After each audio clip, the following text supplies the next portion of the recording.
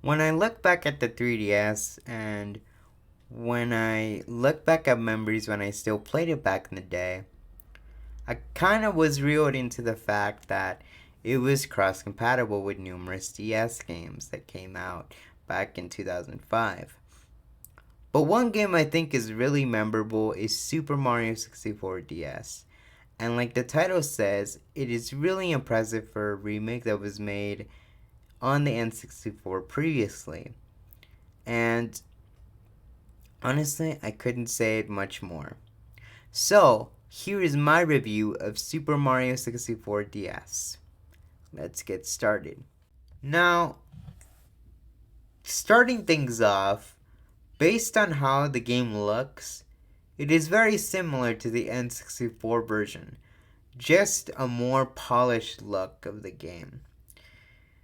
And it does sport a new look based on New Super Mario Bros. DS. And I do like the models from the game because it really gives off like it's been polished a lot more than the cartoonish look from the N64 version of the game. And it does keep some of the original levels from the N64 version with a few welcome additions to the levels.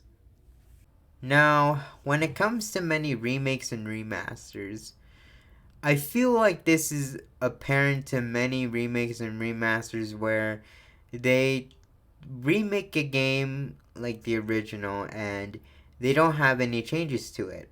And what I can appreciate from the Super Mario 64 remake is the extra mode that they have called Toad's Rec Room. And let me tell you, this Rec Room is a blast to play.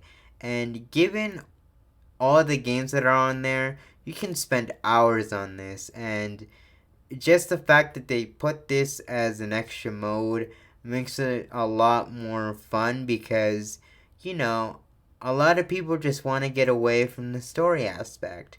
And if you're the one that wants to kind of take a break from the story aspect of the game, then the Toad's Rec Room is for you.